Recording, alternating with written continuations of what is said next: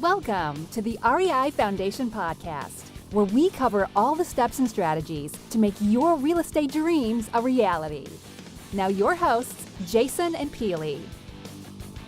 Hi, everybody, and welcome again to the REI Foundation Podcast with Jason and Peely. Today we have a super special guest, one of our New Jersey's own, Gabe DaSilva. Hi, Gabe. Hey, Gabe. Hey, guys. Hey, thanks for having me on. Oh, amazing to have you. So a little bit about Gabe. Gabe DaSilva is the president and owner of the DaSilva Group, Inc., and it is a privately owned group of real estate investment and development companies focused on residential redevelopment in New Jersey. Gabe specializes in the analysis, acquisition, renovation, management, and disposition of depressed real estate in specific markets throughout New Jersey. And he does a lot more than that. We can't wait to get in for all the other facets for Gabe, for what he's put into the business here. And Gabe, welcome. It's been great. Awesome. Thanks, guys. So how did you get started in real estate? So in a past life, I was in food service. Well, before that even, I was in finance. So my educational background is in finance, financial services, and real estate finance. And I, after getting let go twice in 18 months by no fault of my own in the 07, 08 kind of crash, I decided it was time to be the master of my own destiny, and I wanted to do something entrepreneurial. It wound up being food. So I actually owned and operated a restaurant for a few years, and then about 3 years ago, a little more, sold out of that and took a 6-month sabbatical, kind of thought on what I wanted to do next. And I'd always grown up in and around real estate. My father was a builder. So I guess subconsciously, you don't realize how much of that stuff you internalize growing up in and around real estate. And that's where I think I was headed the whole time. I just took a few detours with the corporate finance stuff and the financial services stuff and then the food stuff. And took to this 3 years ago, started with a little over 3, started with my first cosmetic rehab, and then started transitioning into bigger and bigger stuff, ADA levels and new construction, and just keep going and see where this takes us. That's fantastic. I mean, we all got to find our way somehow, right? Mm-hmm. Yeah. Well, so when somebody off the street comes up to you and says, Gabe, what do you do? What do you tell them? So that question, like every other entrepreneur, we hate that question, right? So that's why we ask it, to see where you come up with if it beats ours. It's tough to answer that question. So what I find that like is best to do is tell them, we don't do what you see on TV. We do we flip houses, but not like you see on TV. We do it for real. And then I make like the distinction between what it is that they see, all the fancy stuff, and what it is that we actually do day in and day out. How we find, fund, fix, and flip deals, and how we don't do it in 45 minutes. How that actually takes 4, 5, 6, 8, 12 months sometimes. And that's the dialogue that I kind of have with them. And I find that works. If I don't want to tell them too much, then I just kind of rein it in a little bit. But like I said, I like to talk. So I get into it and we have a dialogue. And people are really not impressed, but like interested in the difference. When you say that, like, listen, the stuff you see on TV, that's bullshit. Here's what it actually is. And here's what we actually do. And you give them that distinction. And that's usually the way the dialogue goes when people ask.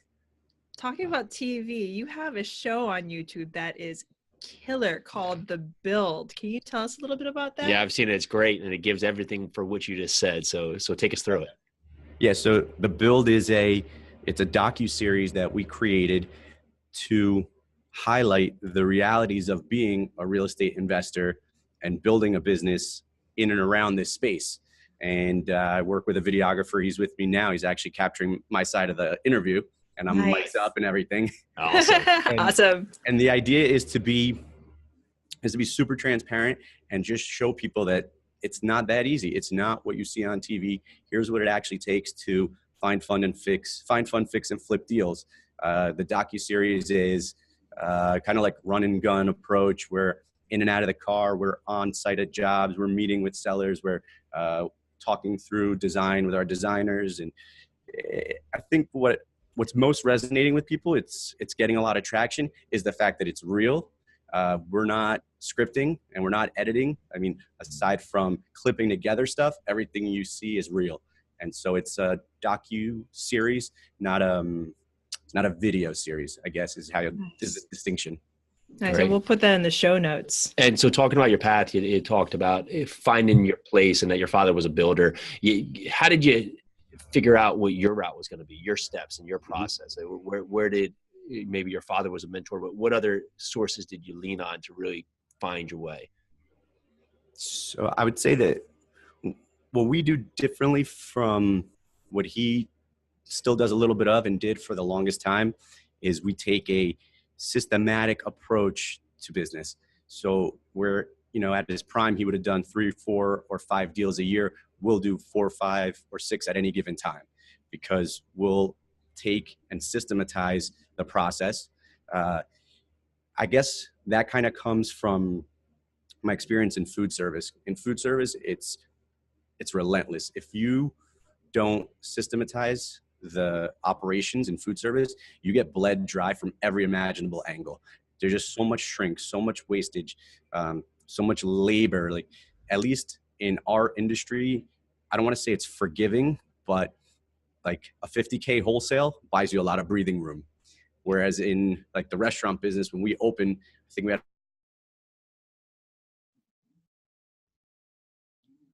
at about in the back out of the gate was somewhere in like the mid 30s.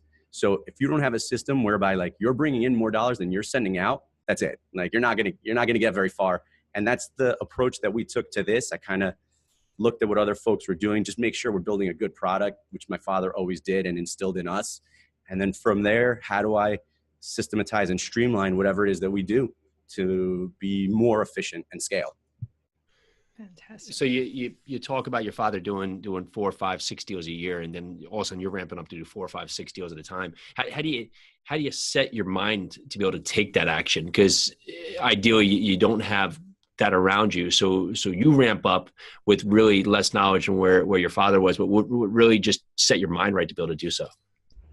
I'd say probably reading a lot of E-Myth and Think and Grow Rich and Rich Dad, Poor Dad, the kinds of books, those like staples for entrepreneurs, the books that distinguish between being a owner and an operator. Like, we don't want to be technicians. I don't want to be swinging hammers. I don't want to be operating a business. I want to be owning a business, working on it, not in it. And that mindset shift, I think, comes as a result of reading a lot of those things, listening to a lot of the right podcasts, and talking with other successful entrepreneurs. The one thing I love more than anything else is to get someone's ear who's ahead of where we are. Anyone that's done what we're doing now and is scaled, I want to talk to that guy. And my first question is always like, stay small or get big. That's always where I start with them. And then that dialogue kind of opens up and they say, well, if you're going to grow, I mean, I still ask this question every time. The answers are always different. And what I'm getting from it is, if you're going to grow, just grow right and be systematic about everything that you're doing. Anything you do, once or twice, like, that's it. Now you should know how it's done, how long it should take, how much it should cost, and you should be looking for someone to delegate it to.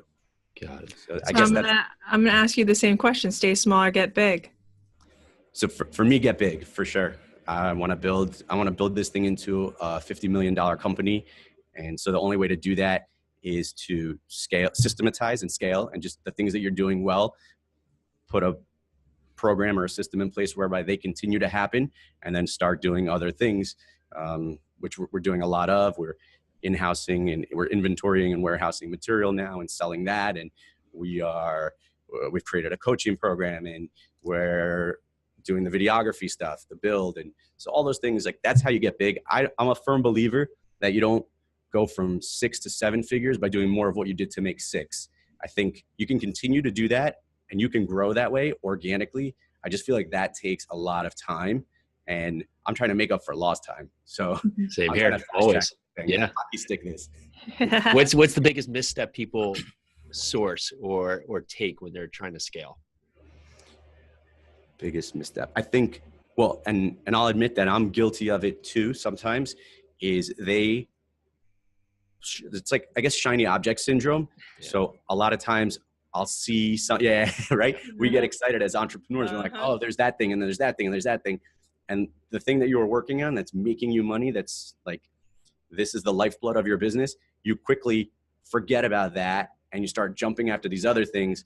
And if this thing wasn't in a place where it was going to operate in and of itself without you, which it never will. You'll always need to be in there, at least overarching, like looking at it and touching it every once in a while. But if you jump away, if you leave this alone and you go chase something else, you'll quickly see that the thing that was making you money and keeping you going is no longer making you money and keeping you going. Or it is, but it's not making quite as much.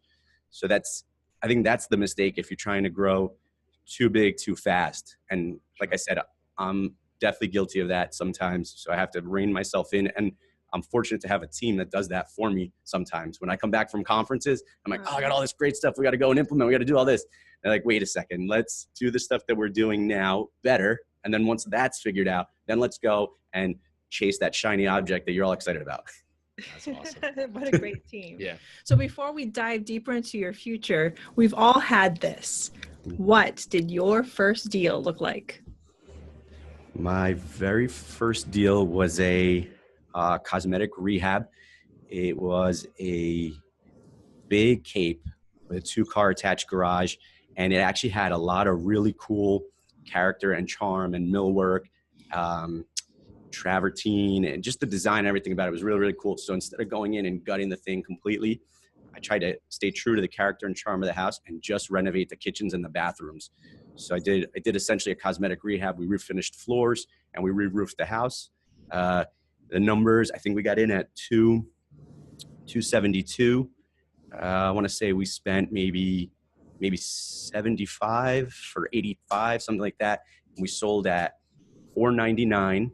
Nice. And it overappraised at 518. I remember these numbers because I wound up giving the buyer a credit for the difference on the overappraisal.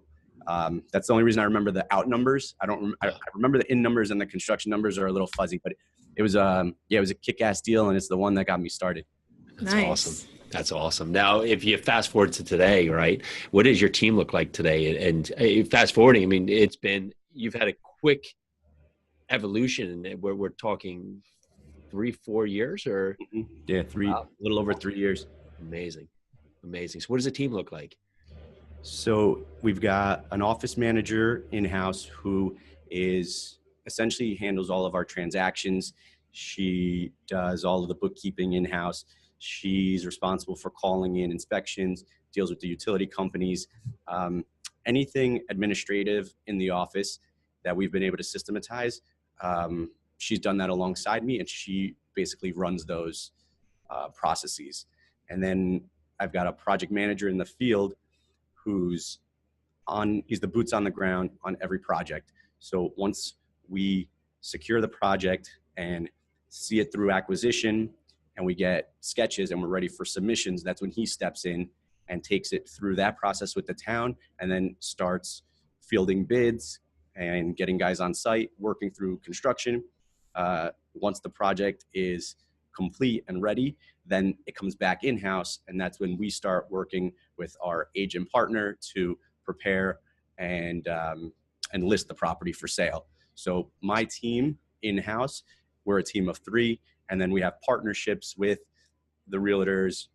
Now my videographer who's with me right now is a part of the team. I consider anyone that works in parallel with us part of the team. We use the same attorney, we use the same title company, we use the same lenders. So they're all partners. And I consider them part of the team. They're just not under the DaSilva Group umbrella. That's awesome. That's a great way to think about it too. And people should take that thought process when you're going out there sourcing your deals, because if you treat other people like partnerships, it creates such a better work environment, and people always come back to you. So great advice. Thank you. Now you've gotten from that one deal 3-4 years ago, and let's talk about today. What does your business look like in terms of projects right now today? So our core competency is still ADA levels, and we still focus on buying dated capes and ranches and blowing the roof off. That's what I would say 80 to 90% of our projects look like. We'll do new constructions when that opportunity presents itself, and we'll do quick cosmetic rehabs, and we'll even wholesale some stuff when those opportunities present themselves. But our core competency is ADA levels, and that's what moves the needle. So I don't ever want to forget that. That's that thing that I am sometimes guilty of. That one in particular, I'll always stay true to until this business has a more seismic shift where we're doing something else. But for now, That's what keeps the machine moving. And that's what affords me the luxury to create a coaching program and do the videography and create a supply house where we're going out and sitting with vendors and all this sort of stuff. It's our core competency is still that. And of the 6 projects we've got working right now, 5 are ATA levels, or 7. Of the 7 we've got, 5 are ATA levels, 2 are full gut renos. So they might as well be ATA levels based on the size and scope of the work. So, I mean, people call them cosmetic rehabs, but we gutted them completely and we're putting all new mechanicals up and down. We're just not putting an addition on them. So that's what our projects look like for the most part. That's amazing. And for everybody that's listening out there, I mean, take that to heart. Gabe just gave you the secret to his business. He has focus. He's focused on one thing, his one thing, and he knows what he's good at. So everyone out there, figure out what in this business you're good at and take that to the next level. Then look at the shiny objects, then expand your business, then do more. But until then, find that focus. But thank you for that, Gabe. That was huge. Thank you. So in terms of your business right now, what are you constantly working to improve on right now? So I always think we're good with systems. I mean, like I geek out on that stuff. That's my background, I guess. I think that was always my nature as a kid. Even I always think we're good on that stuff, but I'm a firm believer that any process can be systematized. A lot of people argue that high level, large scale renovations can't be systematized. I'd argue otherwise. I think we've figured out a way to do that. I just don't ever want to think, okay, we've got it figured out completely. I think we're always looking for tweaks there.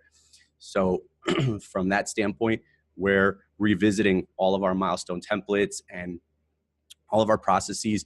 Either like if we had developed a new process, for example, like every week at the beginning, we're touching that process and we're looking at like, how do we tweak it further?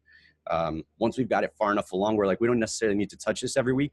Now we're looking at that process every month, then every quarter, then every 6 months, once we've got them. So for example, like our chart of accounts for the P&Ls for our individual project management, like we don't touch that more than once a year now because, well, for one, you don't want to really mess with that too much. But at the beginning, we were constantly adding expense lines to that.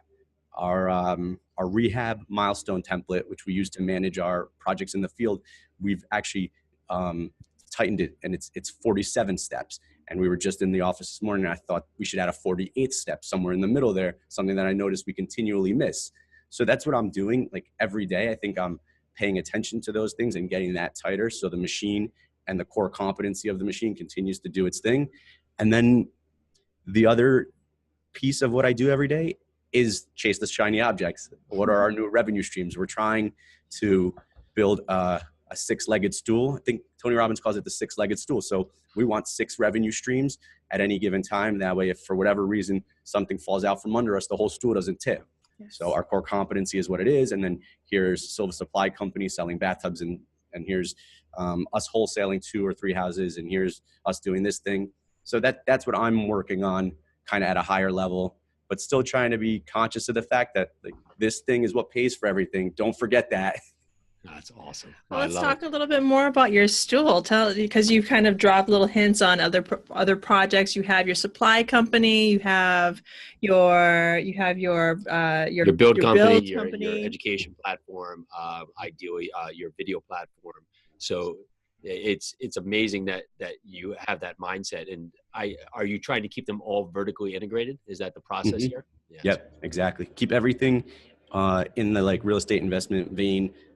In this space, just because that's what we know and that's what we're doing now. So we still do ATA levels. Obviously, that's our core competency. We're inventorying, we're warehousing and selling off vanities and tubs and hopefully some millwork and some things like that. We're doing wholesales. That's like right in this vertical also. Mm-hmm. The education piece of it, like our coaching programs, I'm working to develop those. My goal this year is to double from,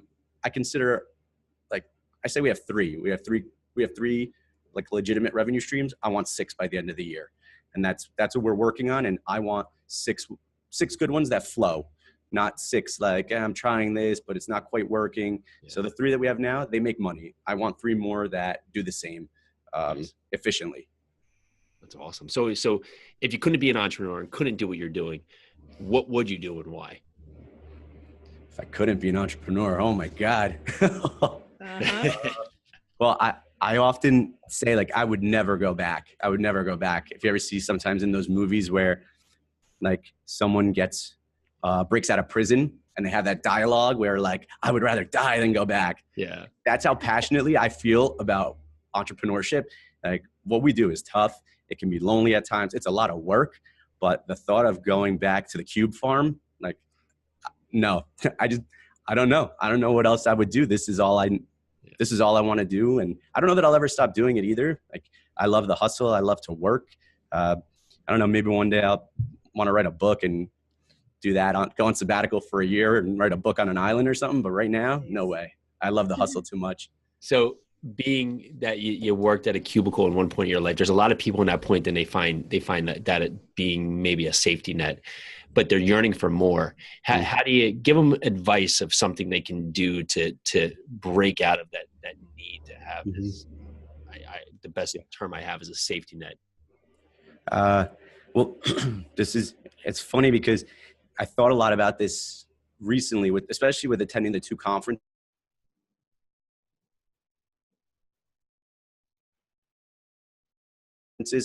Well, I know that there was a lot more in it than that for me, being able to have escaped like the cube farm now. I know that I'd like to help, honestly, 50 people do the same in the amount of time it takes me to build this thing to 50 million bucks. And the way that I think I can best do that, like, not everybody needs to want to do 7 figures investing in real estate. If you're unhappy working wherever it is that you work, making $48K a year, like, if you've got a hobby that you're passionate about, like, with technology the way it is today, you can go and do whatever it is that you love to do and supplement that same 48K. I know with like 100% certainty that can be done, because there's enough people that like whatever it is that you like and are good at that will pay you to teach them how to do it. I mean, we just turned this coaching like switch on recently, and we're already people are already reaching out and saying, hey, I'd love to learn how to do ADA levels in my market. Can you kind of help me? And I'm excited about that. So I think what I would say is, at the end of the day, it's going to sound, I mean, you have to take action. What action to take, that's all out there. I mean, someone like us can talk them through that if they wanted it, coach or a mentor or something like that, or they can find it all online. There's plenty of forums, whatever it is that they're passionate about, there's forums for it. There's places where they can go and research it. And then how to monetize it. You can literally monetize anything, like anything. True. So I'm not saying if you make $2.25 a year working like for a CPA firm, like, you got an uphill battle, right? You're not going to start flipping houses tomorrow and replace that $2.25 a year. But if you're making 6 figures or close and doing something that you really genuinely hate doing, and you're willing to take a little bit of a pay cut, like, I'm pretty confident you can go make 60 first year out doing whatever it is that you like doing. Yeah. So, Awesome. I mean, I guess that's my advice to them. It's not as tactical as I think people might want, but yeah, Well, it's basically great. having faith in yourself. And also you can find anything you want out there, but sometimes where maybe a mentor or just having guidance or just having someone by your shoulder, even a partner, it gives you that nudge and gives you that confidence where you may have all the information in front of you, but you're just so scared. Maybe you're worried you're missing something, and that the action you just need to take action, and taking that action really is how you gain the confidence that at least, because you'll pivot. You know, if you take action and you find out that maybe some of the steps you're taking are just a little off track. Okay, well, you tried that. Nothing went crazy. No one came and took your dog and said, it's over. They just said, all right, well, now let's on to the next track. So now that's awesome. I love it. So here's a serious question for you. Uh-oh. Okay. Get ready. So if you had to battle Godzilla, what weapon would you use? Godzilla. It's like some David and Goliath type stuff. That's right. I mean, I guess I take his same approach where we're small, we're nimble.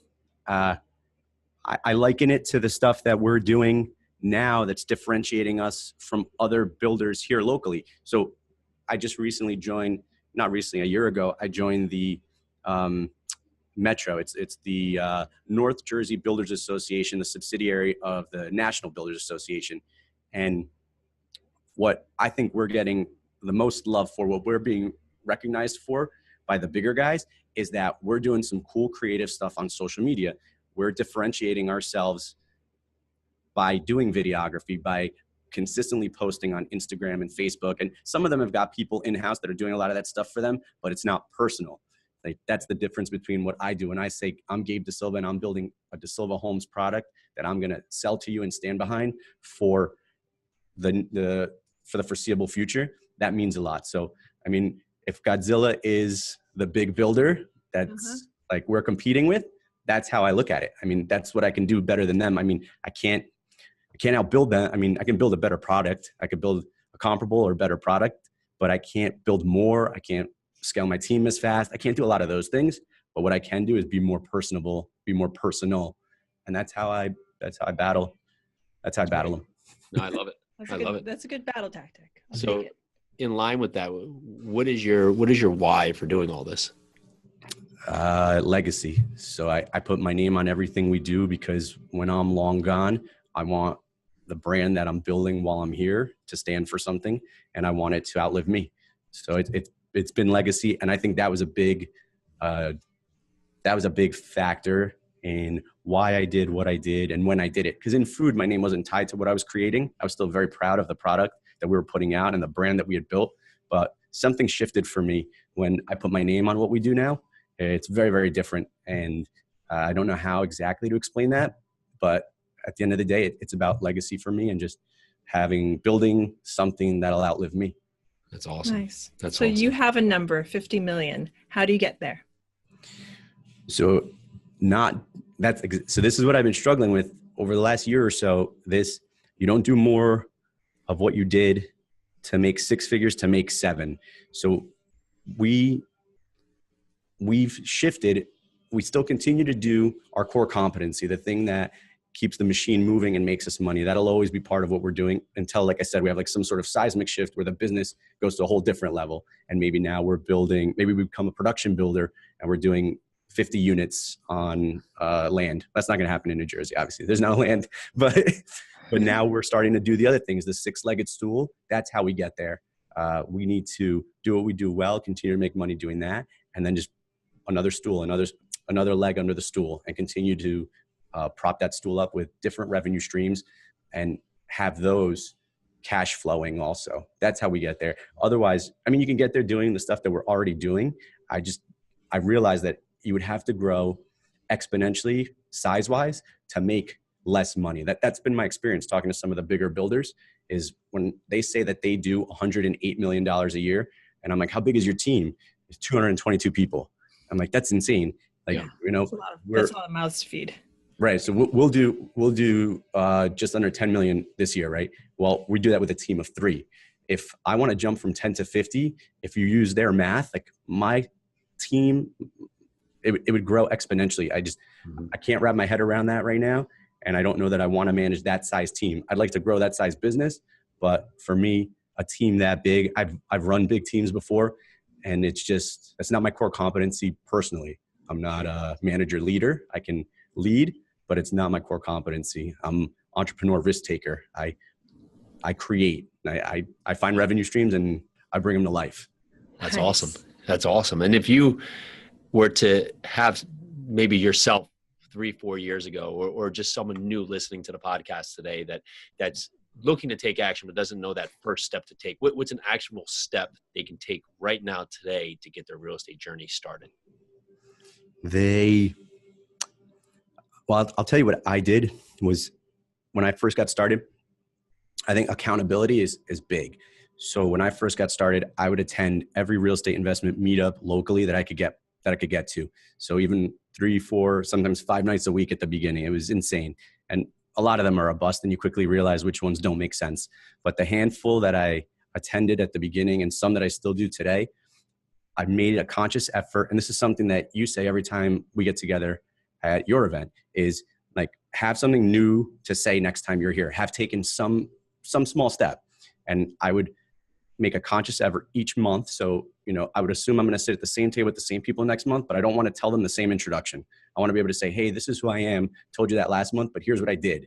I sat for my real estate licensing exam. I wrote 7 offers. Every month be doing something, taking some little step, because those 12 little steps look like one big step at the end of year 1. And then you start taking bigger steps each month after that. And now these things look a lot bigger. I didn't go from where we were 3 years ago to where we are now. Like, it didn't just happen. At the beginning, like that learning curve is a little flat, and then it starts to steepen. Then it really jumps. So that's what I would say. Just like small steps, do stuff, take action little bits at a time, and then you get there. It's amazing because even with our meetup, we're so psyched because we started off, just got a group of people together. Let's just see what happens. And just each time seeing more and more people take action, it gets us so energized because we're so excited coming in and seeing people, put in 2 LOIs. So great. And got out there, found my market. Super, man, and just, it's been killer. So yeah, that's spot on. I love it. Mm-hmm. Good. So do you have a morning routine? And if you do, what is it? It's inconsistent. It's that for sure. But the idea is to get up. I'm one of those guys that has to shower before I do anything else. And then I try to meditate. I struggle with that. There's whole weeks where I don't do it at all. There's even been whole months where I don't do it at all. But I try and get that space to just clear my mind first thing in the morning. And if I can do that, and then immediately after that, like when you're in that right headspace, is just open the journal and your calendar for the day and just set your intention for that day. That, and then a little bit of exercise, which I also have been really slacking on. Like those 3 pieces, I mean, when I'm doing them consistently in the morning, sets the tone for the day. And I used to have, and when I do it now still, sometimes I have great days. When I don't do it, I feel it. So, I mean, for me, it's meditation, it's some journaling, and then it's the third one I forget already. Exercise. We got you. Yeah, that's how long it's been since I exercised. And I'm supposed to be running that marathon. I told you. Remember? We'll keep you to it. Yeah, 3 months from yesterday. It'll be a good one. It will just start getting warm. So, 50 degrees will feel like it's 80 here. So you'll love it. So that's amazing. Well, what are some words you live by? Get shit done. There you go. Nice. That's the point. You heard it, guys. That's on the walls here. It's our theme. So there's 2. So we have a theme in the office, which is get shit done at all costs. We like whoever you have to be on the phone, you be that person. Like we ask for forgiveness, not permission, and we just get it done no matter what. And I try and instill that same mindset in my team here locally at the office when we're on the phones and when we're trying to get appointments, inspections, whatever the case is. And in the field, it's no lost days. I don't ever want there to be a day on a project where there's nobody on site. I mean, obviously that stuff happens, but every day I want us to be progressing towards our goal, towards the finish line, somebody there doing something. So get shit done and no lost days are our 2 kind of like mottos here. There you go. Nice. I have to say that's probably one of like the top 3 words to live by I've heard. Yeah, that's great. That's awesome. Get it. Shit done. Love it. So it's been amazing to have you on the show. Thank you. What would be the best way? So we have the build, which you can find on YouTube. What's some other ways that some of our listeners can check you out, find out more about you? Yeah, so I'm most active, I'd say, on probably Facebook and Instagram. I'm fielding messages there constantly. I respond to every single message that I get across all the platforms, whether it's LinkedIn, Facebook, Instagram, or even comments on the YouTube videos. So any of those platforms are a great place to reach me. We're redoing both our websites right now. So the contact forms there work, obviously, and I still see those emails, but the websites don't look quite that great right now. So I would say by the time this drops, hopefully we've got those refreshed and people can go there and see the projects that we've recently completed and more about what we're all about and what we're doing. But I would say social, just because it's so immediate. So shoot me messages on any of the platforms that your listeners are on, and I'll get back to them. Gabe DaSilva at all platforms? Gabe DaSilva across all the platforms. Perfect. And then if somebody wanted to get on your coaching program, how could they? The coaching program, so there's a couple of different things that we do, and the one that I'm enjoying the most is the real estate ride along. So I've got people that come to the office and spend the day with me, and we do a half day in the office and we do a half day in the field, and we talk through all the whiteboards and the systems that we implement in the office to run all the administrative stuff.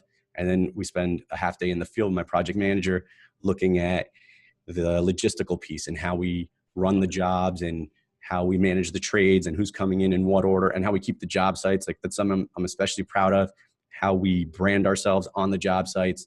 So I've had a couple of people come out and do the ride along with me. And that's the one I honestly like the best. I mean, I really do enjoy that. It's a day spent together, just running and gunning, and I'm working while they're with me. So I get to see what we actually do every day.